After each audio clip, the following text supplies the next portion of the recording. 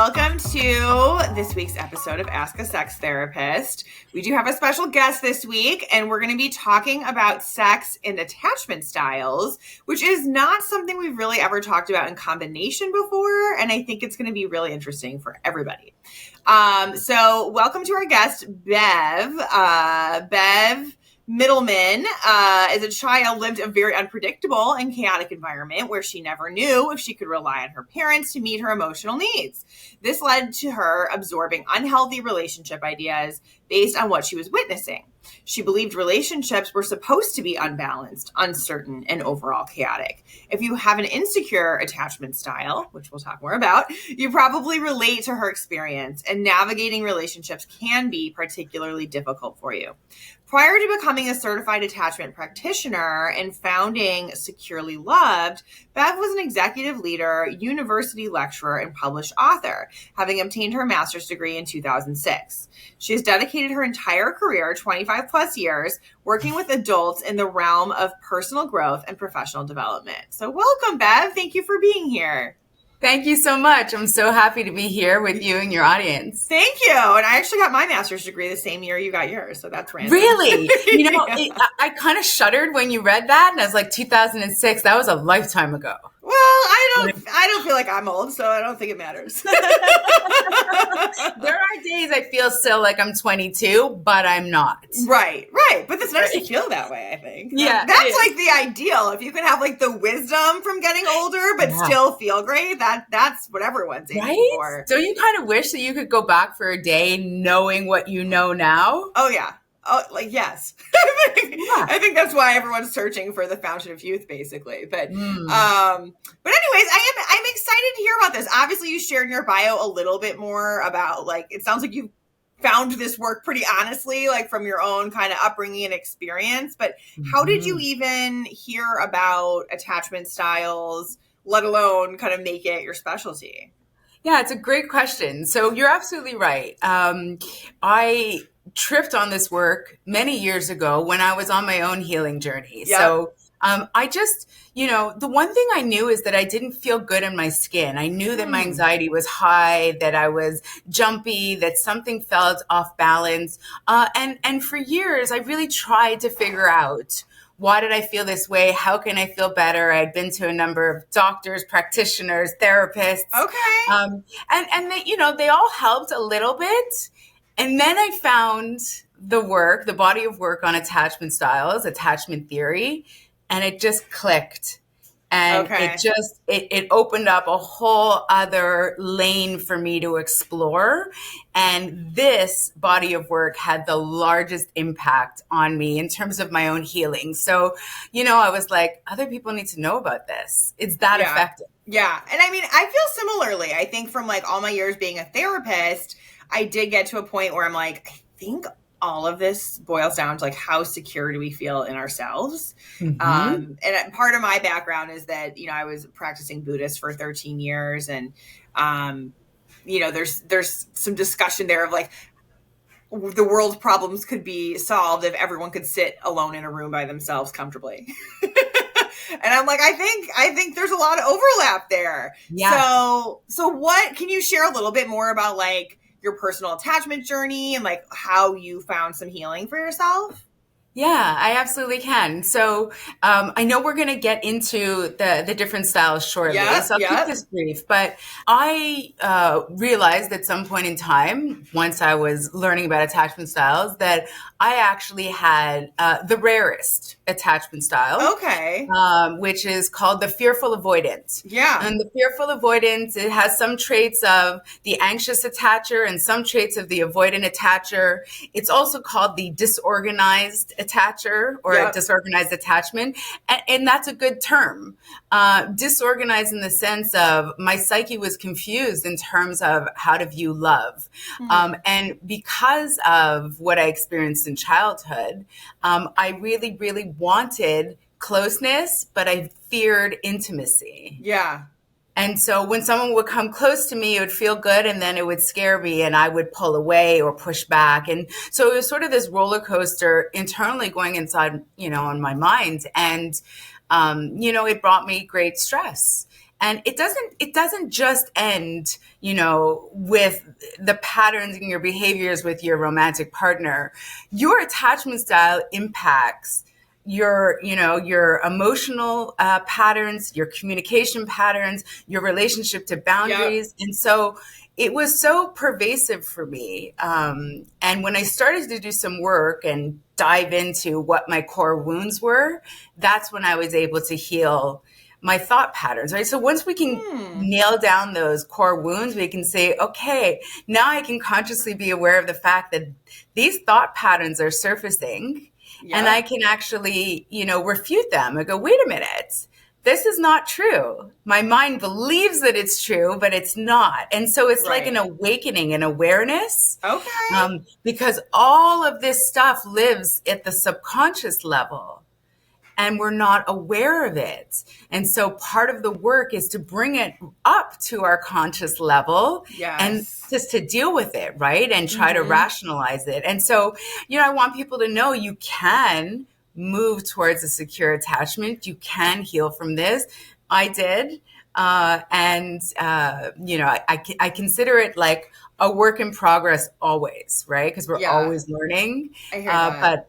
But at the end of the day, I just feel so much more comfortable and calmer and clearer on what it is that I actually want, what it is I actually need. And so my anxiety, for example, has been hugely decreased as a result. Oh, that's nice. Yeah, it's very nice. So the work is, if you ask me, this is important work. Yeah, absolutely. And I appreciate that you mentioned the anxiety just kind of overall, because sometimes we might just think of, generalized anxiety and might not make that connection. Like, this is actually an attachment wound. And that might be where you need to focus your attention rather than just, coping behaviors for anxiety. Yeah. So we know that anxiety comes up, there's different reasons, right? Like biologically, you could be a little more predispositioned to be anxious. Yeah. That could be one thing. Situationally, you can be in a very, very stressful moment or series of circumstances, but also you could also have patterns from your childhood that you have absorbed that have led you, down a very anxious path. Right. So I was diagnosed with generalized anxiety. Okay. But the key for me in healing was understanding the patterns that I had absorbed in childhood and asking myself, is it still true? And when I realized, oh my God, my mind is worrying about something that isn't even true. I wasn't aware of it. Yeah, it's wild. I mean, and I'm also wondering if you could tell us a little bit about, like, what did it used to be like being in relationships, for you? Like, what was your experience being in relationships? And, like, what is it like now? So, like, what is sort of that, point A to point B journey? Yeah. So I, again, was fearful avoidant, but leaning heavily avoidance. And I know we're going to talk about this. Yeah. And so, I need a lot of personal space. My particular attachment style, especially if you're leaning avoidant, is very afraid of losing their freedom, their independence. They're highly sensitive to criticism. And so when someone would come at me, it would feel like a personal attack. Okay. And I know now that I wasn't interpreting those situations properly. Yeah. Usually when someone's trying to talk to you, it's because they're trying to get closer. They're trying to get an understanding. Yes. But it felt affronting. Okay. And so I would take space. Yeah. So that was my go-to. That makes sense. And and I did it, but I didn't know why I was doing it. I just knew that I felt overwhelmed. Okay. And I couldn't, like, the emotions would almost overwhelm me. Okay. And I couldn't find my words. And I couldn't express what I was feeling. Yeah. Because my mind was confused. Because I hadn't quite figured out that all of these old patterns were surfacing in these moments of time where they no longer hold true. So, like, the things that I learned to do to survive when I was 5 years old were no longer relevant to me when I was a married woman. Yeah. except I was still employing the same tactics. And everyone does this. Right. Absolutely. And I'm sure so many people are relating as you're, saying what you're saying now, because it's something I see in a lot of my clients. And I think it's something we've all experienced to some degree of like, whoa, emotional overwhelm, shutting down, I cannot compute. I'll use a very specific example. So I did grow up in a home, I had a challenging childhood. There was no stable frame to our home, right? It was sort of like moment to moment. We couldn't really know what to expect. And as a result of this unpredictability and this chaos, I had a lot of fear that just lived inside of me, of my parents, because I kind of never knew what was going to come my way. Yeah. And so as a teenager, I actually developed this pattern of whenever I would hear my father come home from work, I would sort of like listen for his footsteps, and like I could discern, are those angry footsteps? Are they pleasant footsteps? Wow. Like I could... Right. Okay. So hypervigilance is part of this. You learn to survive, right? And if I felt like there was a threat, I would immediately bolt into the washroom. And the washroom was the only room in our house that had a lock. Okay. And I would spend hours in the washroom. Okay. Because that's where I found safety. He couldn't get to me. Okay. And when I thought he was asleep, hours later, I would sneak out and go to my bedroom. Yeah. Right? Now, fast forward 30 years later. Yeah. And I'm no longer living in my family of origin. Right, right. I'm married. I'm with a beautiful husband who has never been anything but kind to me our entire time. And anytime I feel overwhelmed, I bolt to the bathroom and lock the door.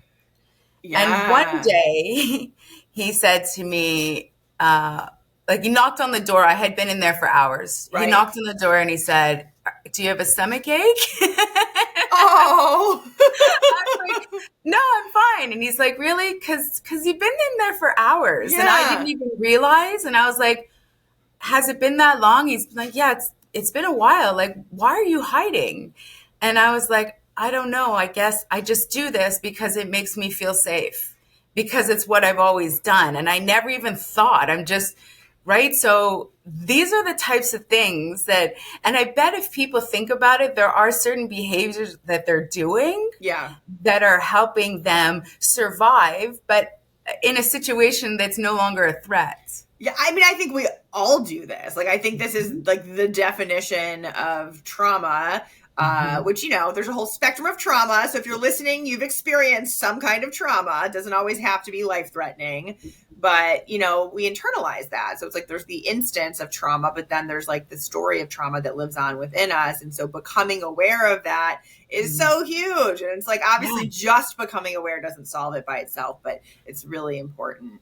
Step. It's a really big first step, though, that awareness, right? Yeah. So, I mean, thank you for just like sharing about your journey, because I think it's really going to help people sort of identify themselves a little bit, and to kind of understand like how this impacts. But let's go ahead and like define the attachment styles for people. Just I'd love to. So, to sort of finish off the thread there, I want people to realize that all of your behaviors, the things that you do and the things that you don't do, they're not random.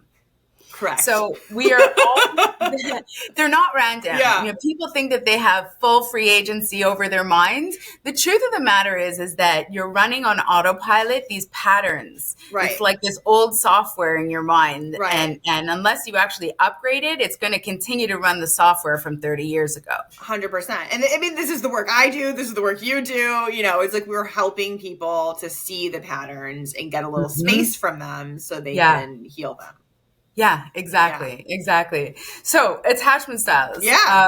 I'll try to give a 101 because I know we're going to go into the topic of sex a little bit, but there's such a huge overlap here. Huge. So we have two broad categories of attachment styles. We have secure attachments and then we have insecure attachments. Okay, so we'll start with secure attachment. That's sort of the goal, the aim. Yeah. We say in North America that 40 to 60% of the population has a secure attachment. So I usually just for easy chatting, I say half. Yeah. It's around there. Yeah. So what does secure attachment actually means? Well, this is a style that is developed in a child who grew up in a home where their caregiver had a very good sense of emotional attunement towards their child, right? So the child learned about feelings, the child was given space to express, the caregiver was attuned to their needs,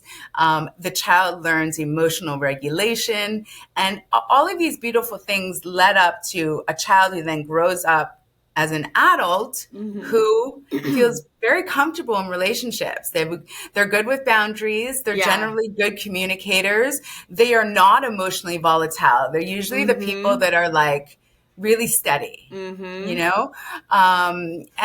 they can speak up for their own needs, but they're also very thoughtful of others. And they see the world through a lens of, it's all about connection. That's what they learned. The connection was safe. So they had safety, security, and predictability in their childhood. So that's one set of patterns, right? Now we can talk about what sex looks like for these individuals in a little bit. But we'll skip to the insecure, because let's hear about that. Insecure is what often gets much more attention. Right, because that's those of us who need some help in this area. So the secure people aren't listening to this episode. We're like, they're fine. Yeah, they're fine. You can turn it off. Right? Yeah, 100%. Fair point. Yeah. So under the umbrella of insecure attachment, we actually have 3 subcategories. Okay. So, and it's like a continuum. So on one end, we have those who are called the anxious attachers, or in the literature, it's called anxious preoccupied. And then on the other end of the scale, we have the avoidant attachers, also called dismissive avoidance. Right. And then in the middle, we spoke about this already, we have the fearful avoidance, right, also called disorganized attachment. Okay. So what does this actually mean? Right. So the folks who grew up in a home, we're going to talk about the anxious attachers, the anxious preoccupieds here. Generally, they grew up in a home where they were dealing with a caregiver who was not emotionally attuned to them, largely emotionally unavailable. And this could be for a number of reasons, right? Maybe there was, maybe the caregiver had a mental illness. Maybe the caregiver was an alcoholic. Maybe the caregiver had to leave the home often for work. Maybe there were too many children in the home, and that one child couldn't get the attention they needed. There's a plethora of scenarios whereby the child will feel like they're not getting the love, validation, and attention that they need to form that healthy bond. Right. I want to jump in here just real quickly too and say, in my practice, I've seen like a lot of people who come from like families where they're close to their family and like they always knew their parents loved them and there was some form of validation here and there and all of that can still be anxiously attached. Because I've had clients almost like defend their parents where I'm like, this is not an attack on your family. This is not an attack on your parents. It doesn't mean you weren't loved. It just means that, like you're saying, some of that emotional attunement piece was maybe missing. Where your parent either wasn't physically as available to give it to you, or they were maybe just more of a reserved person. So there's, like you said, there's a lot of different scenarios here, but it doesn't mean like, oh, your family sucked. So I just wanted to be clear on that. You brought that up. It's such a fair point, because I hear this often too, right? Like, tell me about your family. Oh, my parents were wonderful. We had 3 meals a day. I had a warm bed to sleep in. Right. Okay. Did you ever get a hug? Oh, we didn't hug. Right. Okay. Did you ever get an I love you? No, but I knew it. Okay. Right. If you got upset, how did they handle the situation? So the thing here is that it's really important to teach children, especially from the youngest age, from 0 to 5, about their emotions, that they can have emotions and they can express their emotions. And most importantly, that someone will respond to their emotions in a healthy way. Right. That helps the child develop emotional regulation, right? And emotional regulation is absolutely a life skill that you need in adulthood. Right. So for every child that was told, stop crying or I'll give you something to cry about. Yeah. You're laughing, but how prevalent was that sentence, right? We used to hear it all the time. What you're teaching the child in that situation is don't express yourself. Right. Even if you're upset, I don't want to hear it. Put a smile on your face. Right. So you're learning how to be disingenuine. Mm-hmm. You're learning how to hide. You're learning how to repress your feelings. Yep. And you're learning how to show up as the person that your caregiver wants you to be. So you're sort of abandoning yourself to please this other person. Yeah, absolutely. And I think I'm just going to also add, as someone with a highly sensitive nervous system and an empath, I think those of us who are very sensitive maybe also need more attunement. So I think that's a factor as well. It could be like, okay, your parents weren't like, terribly misaligned with you, but you also might have needed more than like one of your siblings who turned out to have secure attachment. Like, I think that's also interesting. 100%, right? No two children are the same. Right. Right? Even twins. I have an identical twin. Oh, how interesting. I do, yeah. And so people will be like, it's so interesting because you had the same childhood. And I always go, there's no two children who had the same childhood. Yeah. Because you had a different relationship, because you had different challenges, strengths, weaknesses. So yeah, but I would say that most of the time when people in their adulthood feel like they need that level of, like, the word needy, it gets thrown around a lot. Yeah. They need a lot of validation, reassurance. It's typically because they were starved in childhood. That makes sense. Right. Like we talk about, a person who's like, wandering the desert for 3 days and they finally see water and they're just, of course they're needy. They take everything they can because they're parched. They've been starved of it. Right. Right. So that's normal. It's human, right? So, and we see this again with anxious attachers, right? So, so that's the group of anxious attachers. They're very kind. They're very generous. They're very loving. Yeah, I think they have like a lot to give. Yeah, right. And that's What percentage of the population is that one? So about 20%. So we're now like 50% are secure, and now we're divvying up the other 50%. Okay, got it. So it's about 20%, give or take, right? Okay. Yep. Give or take. But these individuals do, when they're in romantic relationships, they do require more validation, reassurance, attention. Yeah. And part of the things that they didn't learn in childhood is how to self-soothe. And so their focus is always on the other person. Yeah. Their focus is, how can I get the other person to like me? Yeah. What do I need to do to please them? That's the pattern they learned. Right. Right. So there are issues with codependency there. There's issues with self-worth. So these individuals will have a harder time in relationships. Yeah. That makes sense. And that's, mostly my style. I think there's a little bit of avoidant lurking in me as well. but yeah, the anxious one is something I worked on a lot as well with a hypnotherapist, actually, which was fantastic. Really? Yeah. So helpful. I think it really created this sense of internal trust that was just wonderful for me. And it's also a lot of who I work with, for sure there's some avoidance in there. They often get dragged in by their partner. Right. They're usually paired up together. They're usually in a couple that I'm seeing. Yeah. But a lot of who I work with is, people, dealing with dating anxiety or looking to get more of their needs met in a relationship. And so it's an interesting journey, but important. It's important work to do. Yeah. So really they're, they have a strong need for approval. Yeah. Right. And if they're in a romantic relationship, that becomes the center of their world. Okay. It's the most important thing. They generally do like to be around a lot of people. It's interesting. These patterns are so predictive that we find, for example, that anxious, preoccupied people will seek out job opportunities where they're around a lot of people. So teachers. Yeah. Teachers, right? So they walk into, in elementary schools, right? They walk into a classroom and they get 30 hugs from, little munchkins, and it just feeds their soul. That's really cute. Yeah. So And so we see this, right? Yeah. Whereas I can tell you categorically, someone who's avoidant would never be a teacher at an elementary school. Interesting. Just never. Yeah. Right. Because they're a different ball of wax. Yeah. Right. That makes in terms of their emotional pattern and so forth. Okay. So should we jump over? Yeah, let's get into the avoidance. Yeah. Okay. So the avoidance, they're a little different in terms of their emotional patterns and their behavior. These folks tend to come out of a home where they experienced emotional neglect. And so very typically we see that this child spends a lot of time alone. This is the child who cries and the mother or the father says, I don't want to hear you crying, go to your room. Okay. Right?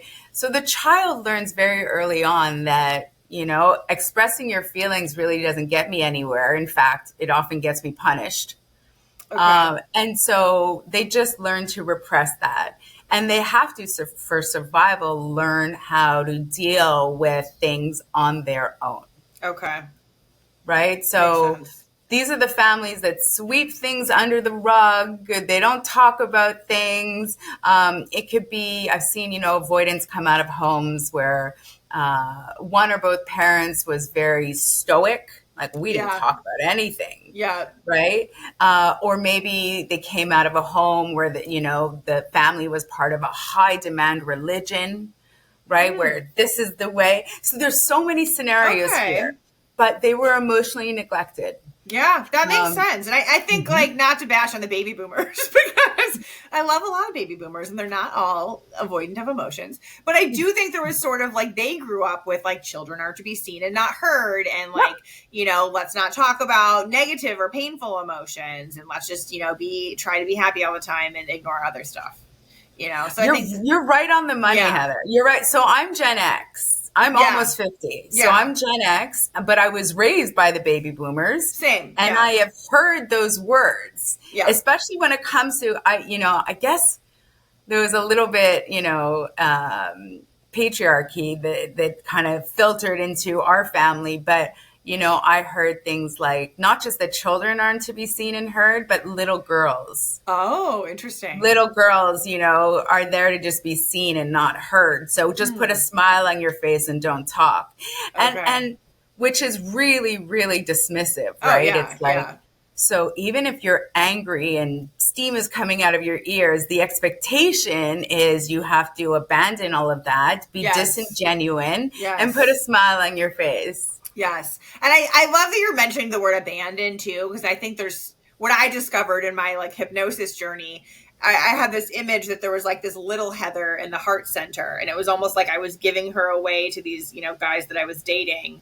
And then they weren't doing what I thought they should do to take care of her. And then I was like, wait, she's supposed to stay with me. I have to go retrieve her and put her back in my little heart center and make sure that I'm taking care of the mini Heather. So that was my imagery. But it's really what you're speaking to of this self-abandonment that, it takes a lot of intentionality and awareness to reverse that. It does. Yeah. It does, and I generally start with people in the present moments. I don't, talk to me about when you were 4. Yes. No, same. I start with, tell me something that really upset you last week or that really got your motor running, because what I'm trying to look for is those triggers. So the triggers that are still really strong and present in your body today, those are the ones that you've carried for the longest amount of time. Love that. Yeah. It's we avoid the painful things, but those are the keys that are telling us what it is we need to change. It's exactly it. Yeah. So, if you can, and people tell me these things all the time, they tell me things that seem random, but they're not. So an example will be, I was driving home from work and some guy cut me off. And so I flipped him the bird. Yeah. So you were calm and then you went from 0 to 60 in no time because someone cut you off. Right. Well, it was, I had the light and it wasn't his lane. And so right there I can go, okay, there's a wound here around. I feel disrespected.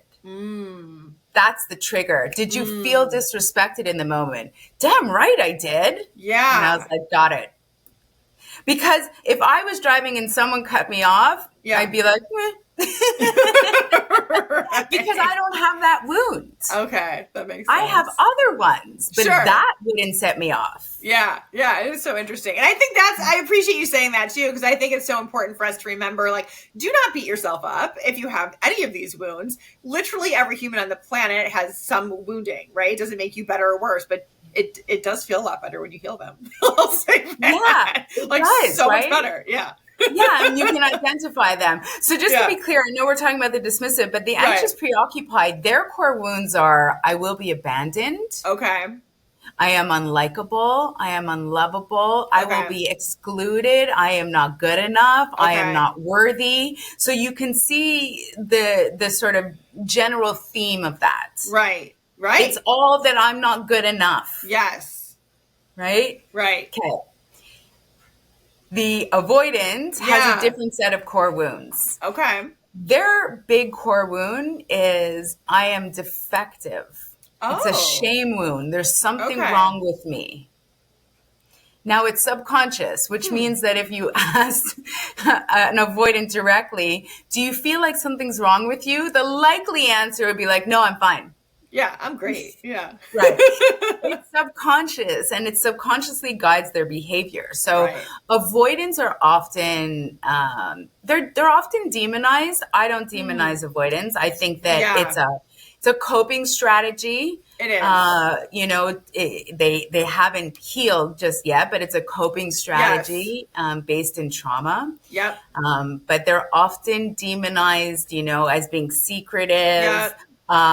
You know, very slow to commit in relationships. Yes, because they're afraid of letting people close to them. Yeah. That was never modeled for them in childhood. Right. The idea of vulnerability just feels way too weak. Yeah. Right? Mm-hmm. And the idea is, if I let someone too close to me, they too will see that there's something wrong with me, like my mother once did, and they won't love me. Mm-hmm. That's the pattern, right? It's a shame wound. Yeah. And I appreciate your perspective on that, because I agree. The Attached book is so often referenced, and I do refer people to that book, but I do feel like it's a book written for anxiously attached people that is kind of hard on avoidantly attached people, and it's not really fair. So I just want to say that. It's not my favorite book. It's not my favorite book, but it's also because it doesn't talk about the fearful avoidance, which is the fourth category. I know. Yes. So it's not my favorite book. Yeah.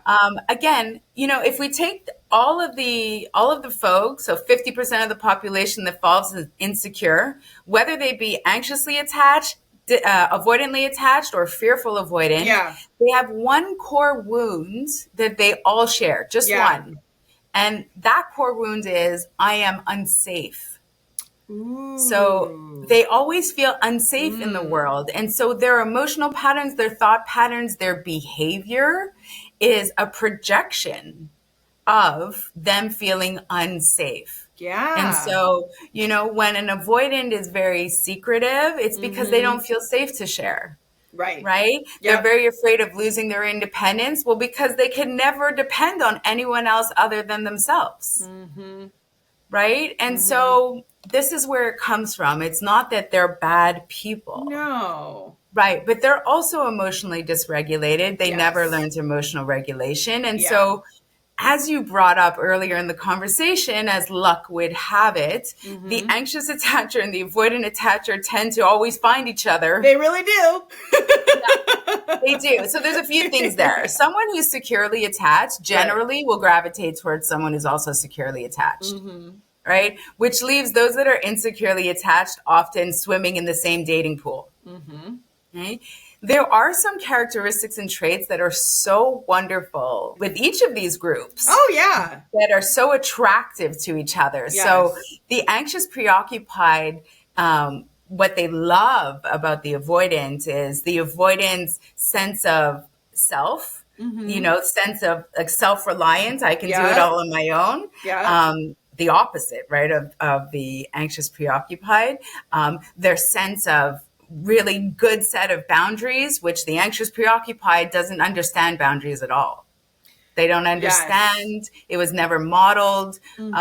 They struggle to actually define boundaries, and they really very often will overstep other people's boundaries too. Yep. Right? Because they don't understand it in the same way. Yep. So there's all these things that the anxious preoccupied likes about the avoidant person. Mm-hmm. And the avoidant person, when in the presence of the anxious person, they feel, like they feel a sense of love that they're not used to. They feel a sense of attention and tell me about your day. Tell me everything about you. I'm so interested. And they're used to living a pretty isolated life. And so that's really engaging too. So what we know why they come together in the beginning. It's usually quite electric. Yes.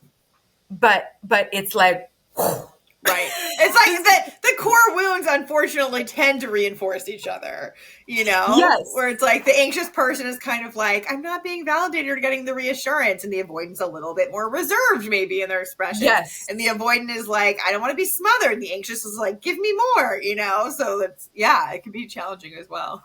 That's exactly it. And of course, they, if they're both aware of their patterns, they can work through that. But many couples aren't.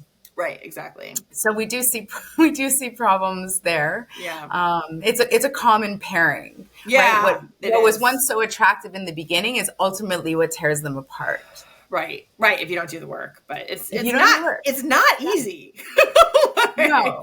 But it's doable. It's doable. And what I tell people, and that's another thing I don't like about the attached book is like they just like basically are doom and gloom for like any pairing that's anxious avoidant. But what I tell people is like as you come to center, which is like secure, as you move towards that center of the spectrum, your partner will naturally also move towards that. Right? Because you're not like living in and acting out your core wound as much. And so that I think can be really encouraging. Very encouraging. We know that people can very much, like I get this question all the time, like, do you have to be perfectly healed to get into a relationship? Right.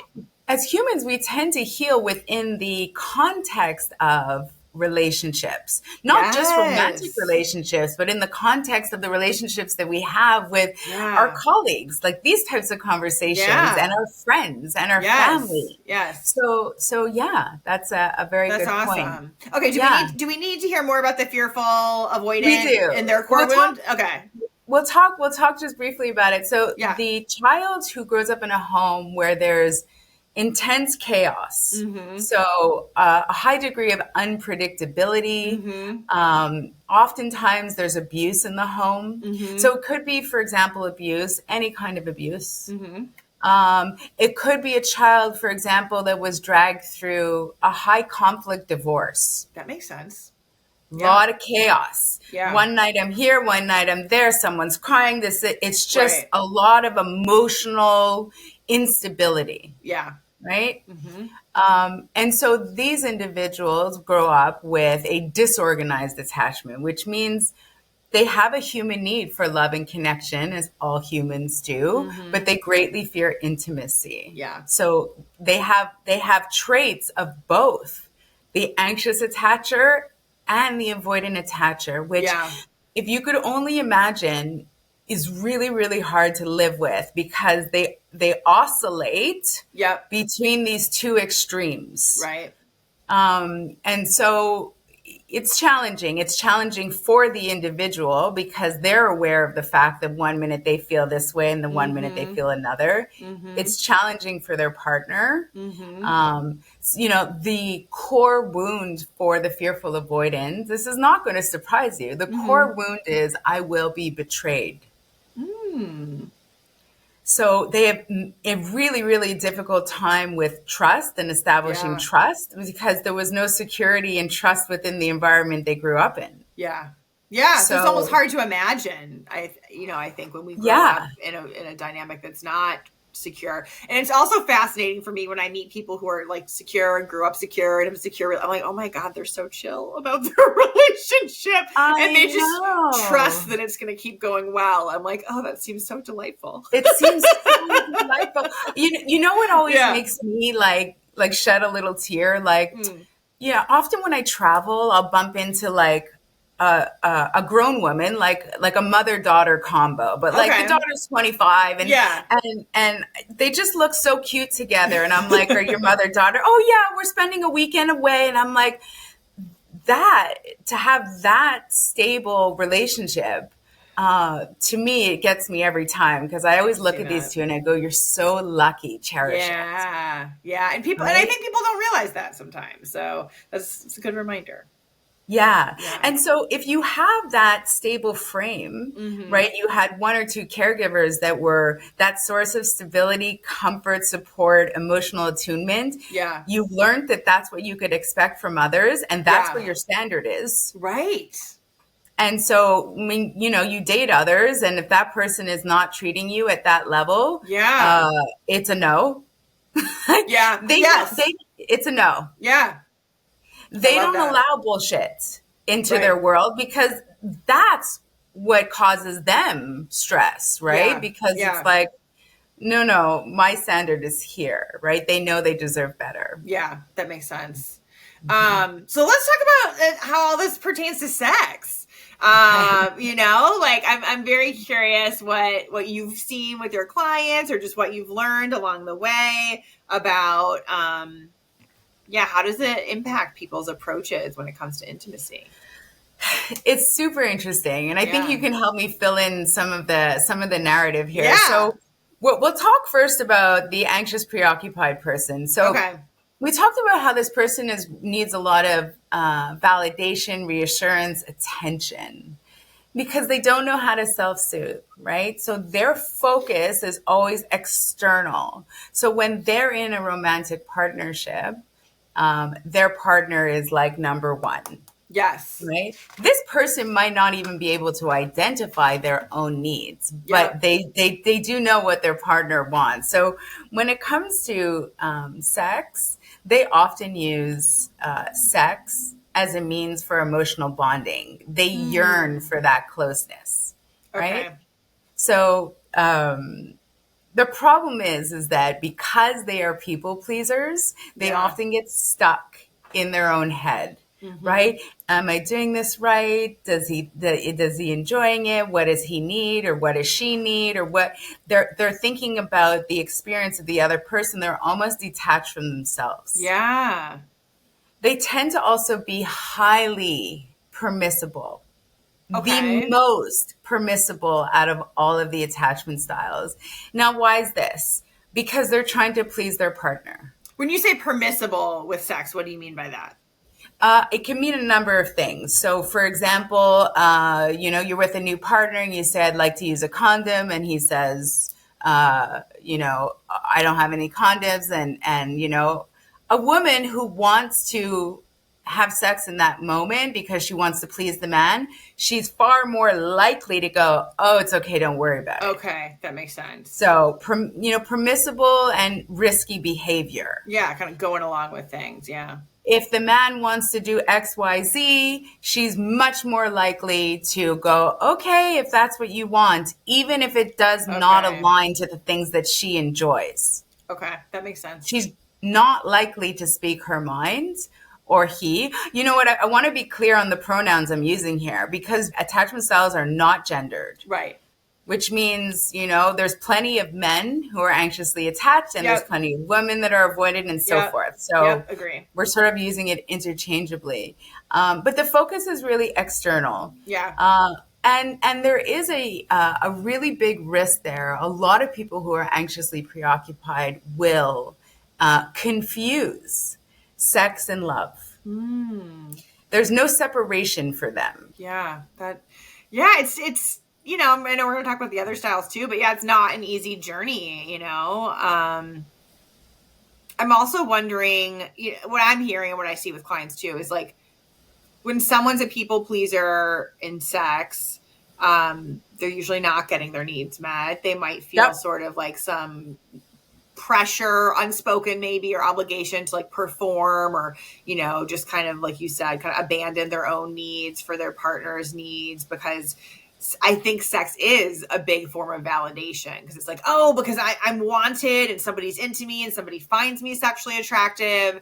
And so then it's like, well, I absolutely need that validation. So I will just sacrifice whatever else I need to make sure I get that. And, Heather, like if we extend that out a little bit, you could kind of see where, it's like if you're having sex a lot, you could see how that would fall into the realm of, well, they must really love me. They want to be with me all the time. Yeah. Yeah. You can see how it can fuse together. Yeah. But for many people, sex and love are distinctly two different things. Oh, yeah. And I would say factually they are. They might go together, and it's nice when they do. But yeah, I think that is a good distinction. So yeah, thank you for that.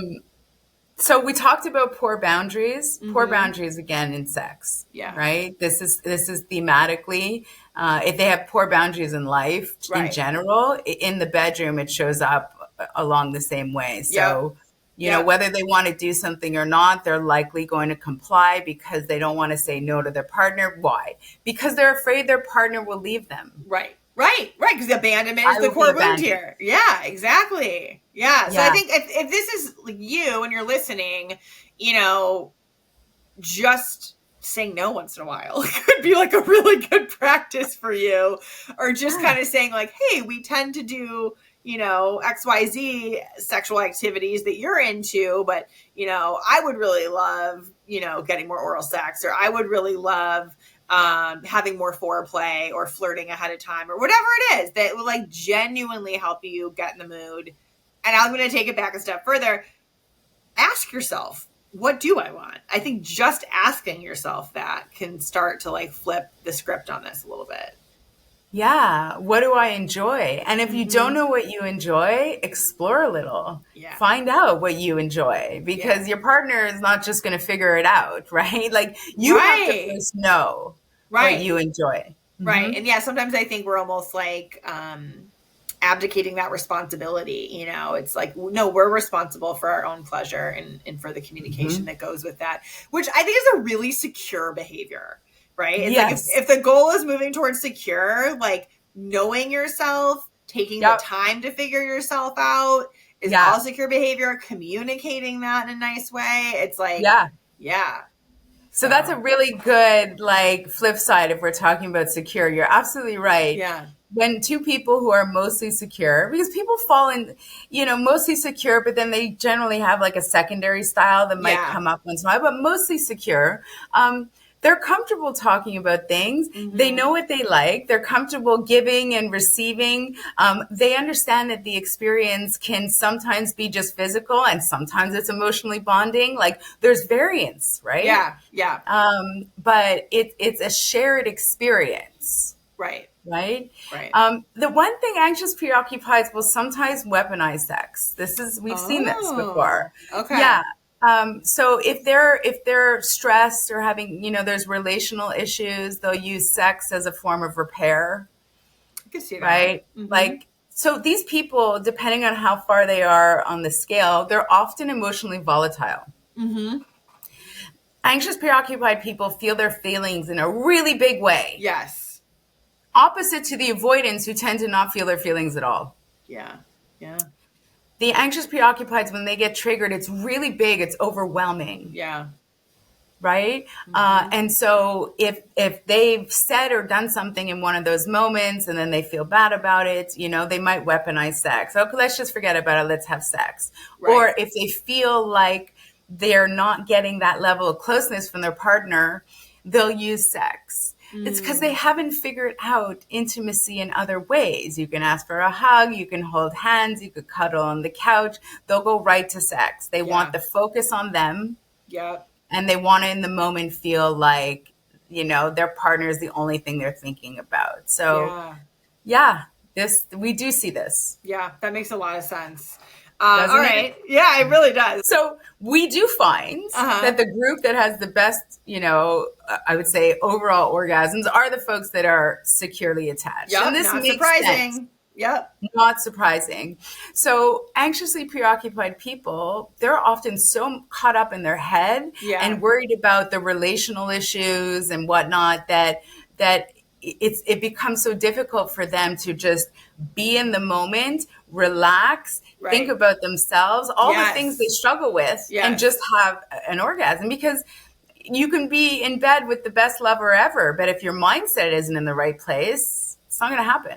Yeah, it's true. And I mean, that's something I think as I've gotten older and done probably healing work, my incidence of orgasming with another person has also gone up, right? Like not an accident. And also when I look and reflect on relationships I've had that felt the most secure, also highest proportion of orgasm. So, it's just, there's definitely a correlation there.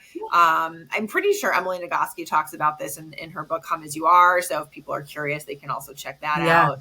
Lots of just generally great information in there as well. But it is. It's so fascinating because people often think that my job, as a sex therapist is like, all I do is talk about like tips and tricks or something. And it's like pretty much none of what I talk about. No. Because the issues are generally not in technique.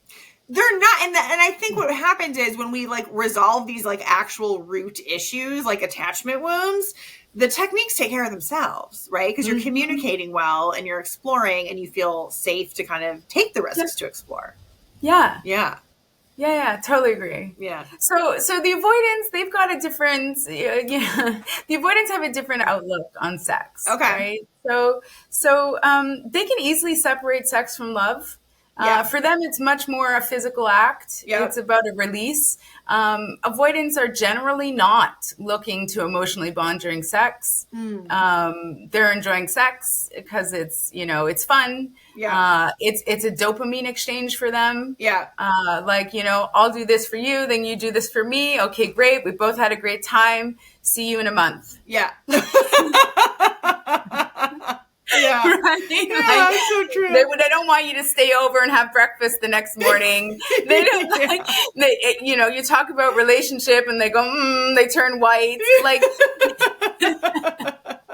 but listen, some avoidant men are very, very performative in bed because they see it as an exchange almost, right? Yeah. So it's like, I'm going to give you the time of your life. You're going to do the same for me. Great. We'll meet every second Tuesday. Right.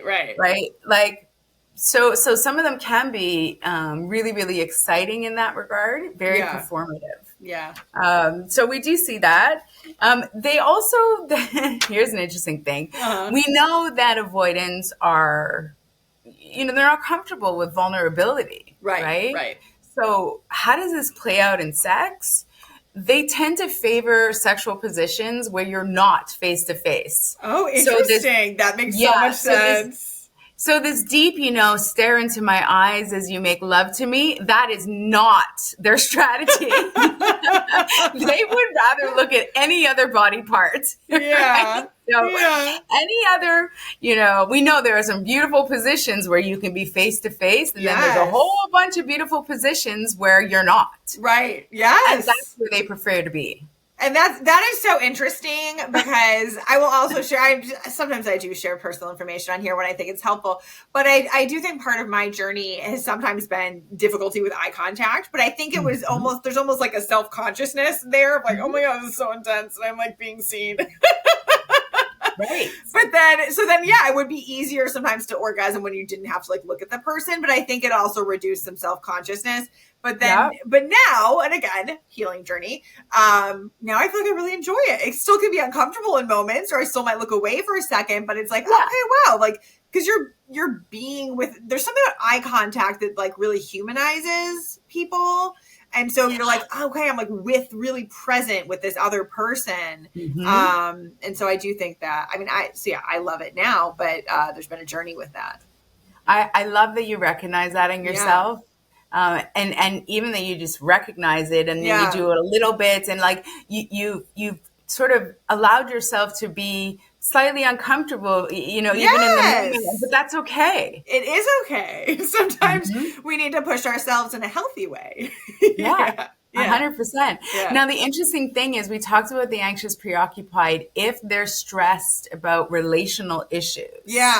They will use sex as a form to repair, to get closer to their partner. Right. The avoidant will actually pull away. So okay. the avoidant will likely stop having sex if they're feeling stressed. Okay, interesting. Yeah. That They makes use sense. very different strategies. I'm seeing that with some clients I'm thinking of right now. Yeah. And so the what we know is the strategies that are used by the anxious folks, they're called activating strategies. So I'm actively coming towards you to try to close the gap and to build the closeness. Yep. The avoidants use deactivating strategy. They deactivate from the relationship and they go into a mode of self-preservation. Right. And they seek their creature comforts. So for them, that might be they'll stay home alone for 3 days, watch Netflix, eat a bag of chips for lunch. Yep. Like and that's how they're regulating their nervous system. Wow, that's so interesting. Okay. So interesting. Huh? All right. I know we have to be like somewhat conscious of time, but let's get the last group in. So the fearful avoidants, what are they like with sex? So the fearful avoidant is a mixed bag. Okay. Right? As we would expect. Yeah. As you would expect, a bit disorganized. Yeah. So the fearful avoidants are about 7 to 10% of our population. Okay. So 20% are anxiously attached, 20% are avoidantly attached, and then 7 to 10%. That gives us close to 100. Yeah. Because we talked about that the fearful avoidants, there could be abuse in their past, this sometimes comes into play. That makes sense. So it does make sense. And again, they also have traits of anxious and avoidant, and they tend to lean one side or the other. Yeah. And so what we see with fearful avoidance is some are demonstrate what we call hypersexuality. Oh, okay. So, they become promiscuous. In some ways, they see this as the only way to get attention. They'll also engage in risky behavior. This is all out of the anxious, preoccupied camp. Okay. That makes a lot of sense. But they don't want, the make love to me situation. Okay. Right? It's sort of like, let's have a night of fun and go home. That makes sense. Because it's like, sometimes I describe this one as like skittish. It's almost like I want closeness and also it's like very scary. So let's just, Yeah. Like, there's like a little push-pull internally, I feel like. But you're right on the money, right? It's like, so in romantic terms, the FA, the fearful avoidant, is often called the hot and the cold partner. Mm-hmm. So that's sort of the term that's often used, but they oscillate. They also depending on who they're interacting with. So if you and I were in a romantic relationship and I'm avoidant or fearful avoidant and you're anxious preoccupied, that would trigger me to become more avoidant. Right. That makes so much sense. And I think we all have that. It's like as our partner moves further away from secure, it pushes us towards whatever our tendency is. Yes. So it's very interesting how it works. Yeah. If we haven't done the work. Yes. Right? Yes, of course. Yeah. Okay. All right. So, I mean, the other side of the fearful avoidance is sometimes they really just don't want sex to be a part of their life at all. I can see that. Yeah, not necessarily that they're asexual. They the biggest issue, I will be betrayed. I don't trust. Yeah. It takes a lot of trust. Yeah, it does. To allow someone into your realm in a sexual way. Sex is and vulnerable. Sometimes they opt out. Right. It's vulnerable emotionally. Like I said, with the eye contact, it's vulnerable physically. It's like you're getting naked. You don't know how they're going to react to your naked body. You don't know if things are going to go well or not. You're maybe exposing yourself to potential STIs or pregnancy. Like there's all of these risks that if this is someone who's like, risks have not gone well for me in the past, like, no, thank you. And so we see those polarities, right? Yeah. Some fearful avoidants are hypersexual and some are like sex, no, thank you. Absolutely. And it doesn't mean they're asexual. I agree. There's many reasons why people have sex that are not all related to attraction or expression of feelings. And there's many reasons people don't have sex. Yeah, on the avoidant camp, is, a lot of people who are on the avoidant prefer solo sex because they don't have to engage in any level of emotion or vulnerability. So when I say that, those that are fearful avoidance, that of course, if they're more avoidant, maybe they prefer solo sex. So they still have a sexual desire. Just they'll be shutting down the idea of partnered sex. Yeah. Makes a ton of sense. Makes sense, huh? This is just like such a rich topic. This has been so awesome having this discussion, and I hope people listening have enjoyed it as much as I have. If people are just like, okay, Bev knows a lot of stuff about this, like how can I find out more about her, follow her, or work with her? Like where should we send people? Thank you. That's so great. Everything's on my website at securelyloved.com. We're also on Instagram at securely_loved. Okay. We have a free attachment quiz on our website. It's like a 5-minute thing just to give you an idea of where you fall. So you can take that. It's completely confidential. The results don't come to me. They just go to you. That's really awesome. And also we offer 20-minute free consults if people want to book with us and see if this is the right service. It's not just me, by the way. I have a whole group of practitioners that work with me, and they're fantastic. So I know everyone's seeing my face today. Right. But depending on where you're coming from, you may choose to work with another practitioner in the group as well. I love that. It's very important work that you're doing in the world. It really is. So, and I want to kind of too. Thank you. I really want to say to the people listening, like, if you have insecure attachment, please work on it. Like, it's just it's uncomfortable, as most work is, but very important and worth it, and will really change your life. So, so thank you, Bev, for being here. This is great. We'll link to your website in the show notes so everyone can find you. And everybody listening, thank you. I love you. And we will catch you next week for another episode. Bye, everybody.